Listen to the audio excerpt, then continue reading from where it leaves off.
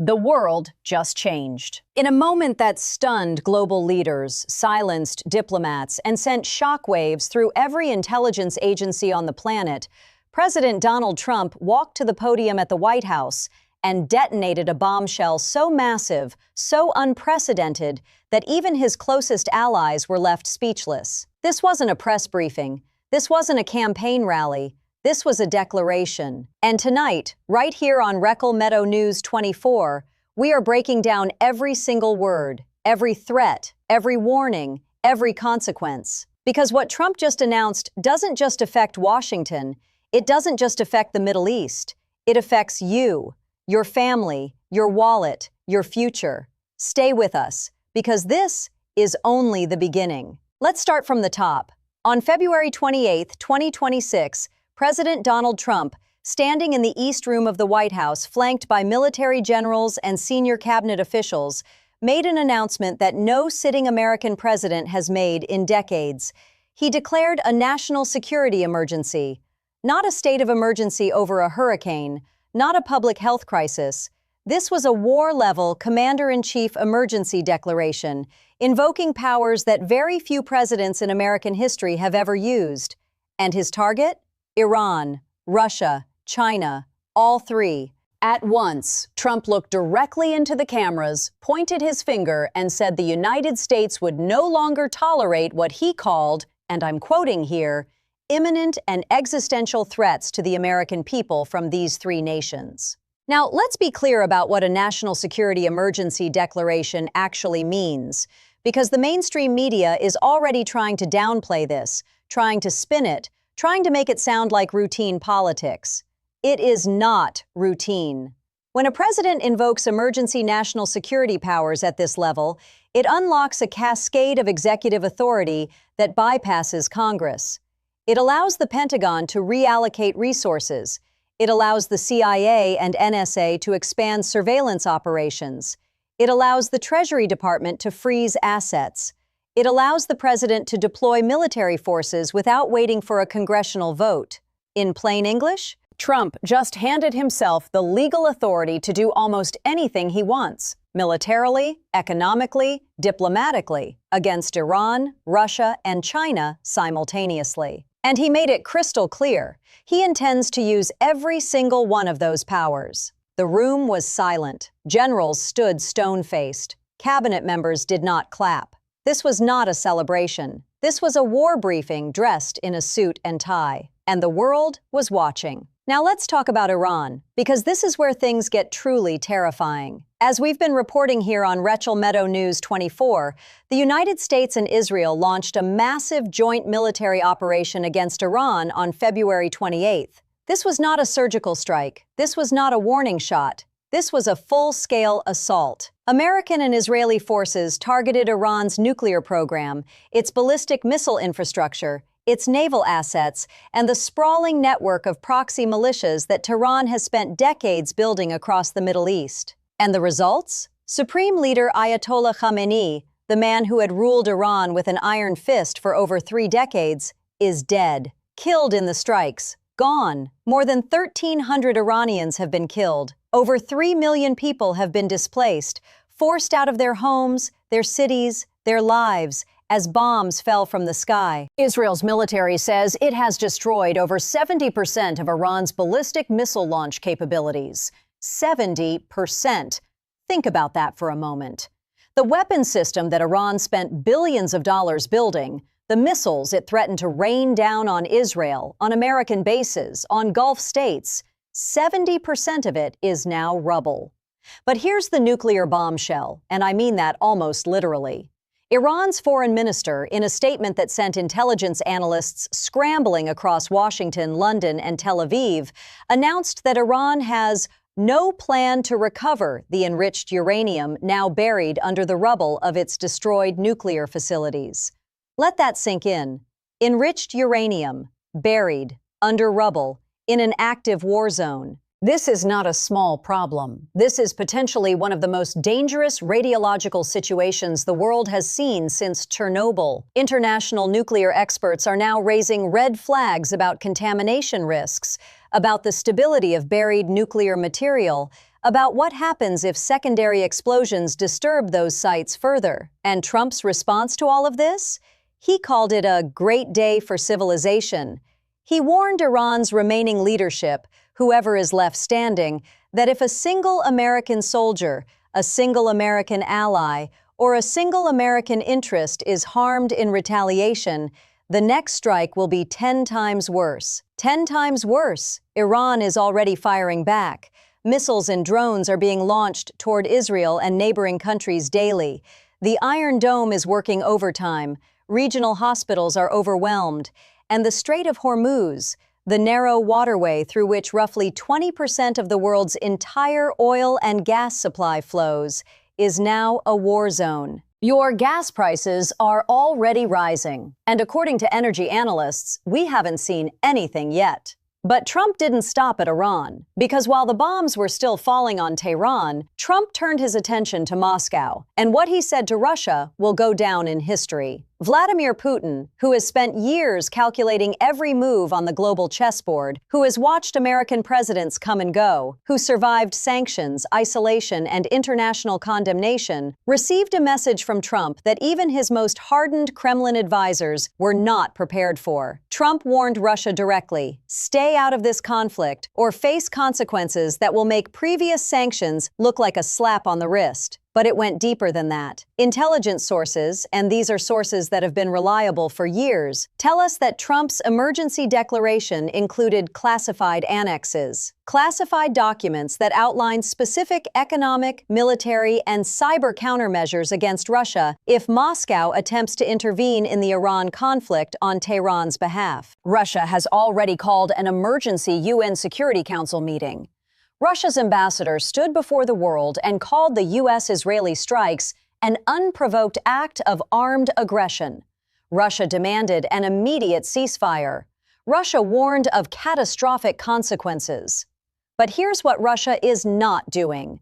Russia is not sending troops. Russia is not scrambling jets. Russia is not mobilizing its Black Sea fleet. Because Putin knows something that the media won't tell you. He knows that Trump's declaration wasn't just words. He knows that behind those words are aircraft carrier groups already repositioned in the region. He knows that American cyber warfare units are already inside Russian military networks, not attacking, just waiting, watching, ready. He knows that a financial trigger exists, a coordinated Western financial strike that could freeze Russian assets and crash the ruble within 48 hours if Moscow makes the wrong move. Putin is a chess player, and right now he's looking at the board, and he sees checkmate coming. So what does Russia do? It talks, it protests, it performs outrage for the cameras, but it does not act. And Trump knows it, which is exactly why he included Russia in his emergency declaration. Not because Russia is on the verge of attacking, but to draw a line so bright, so undeniable, that even Putin cannot pretend he didn't see it. And then there is China. If Russia is the loud threat, China is the quiet one. And quiet threats are always the most dangerous. Beijing has been watching the Iran conflict with extraordinary intensity. And for good reason. China is Iran's largest oil customer. China has spent years investing billions of dollars into Iranian infrastructure, Iranian energy, Iranian ports. The entire Belt and Road connection through Iran is now in jeopardy. And the Strait of Hormuz? China needs that waterway open, desperately. 20% of the world's oil flows through there, and a massive portion of that oil flows directly into Chinese factories, Chinese power plants, Chinese cities. If the strait closes, China's economy doesn't just slow down, it seizes up. So when Trump stood at that podium and looked into the cameras and essentially said to Beijing, "You will not interfere, you will not protect Iran, and you will help keep that strait open or face the consequences," it was a message aimed like a laser directly at President Xi Jinping. China's response was careful, calculated, diplomatic on the surface, furious underneath. A Chinese embassy spokesperson said Beijing would strengthen communication with relevant parties for de-escalation. China's foreign minister stood at the UN and called for an immediate ceasefire and resumption of diplomatic talks. But here's what China is not doing. Trump personally called on approximately 7 nations to send warships to patrol and protect the Strait of Hormuz. China, despite having one of the largest naval forces on Earth, has made 0 firm commitments. 0. And Trump noticed. Sources close to the White House tell us that Trump's emergency declaration includes specific economic pressure triggers aimed directly at Beijing. If China is found to be covertly supporting Iran through weapons, through intelligence, through financial channels, the United States is prepared to unleash a new round of tariffs so severe, so targeted, that they would make the trade war of Trump's first term look like a friendly negotiation. We're talking tariffs of up to 200% on critical Chinese goods. We're talking restrictions on Chinese access to American semiconductor technology that China's entire next-generation military development depends on. We're talking coordinated pressure on American allies to decouple from Chinese supply chains simultaneously. China cannot afford that war right now. Its economy is already under pressure. Its property sector is still recovering. Its youth unemployment is at record levels. And Xi Jinping knows that Trump knows all of this.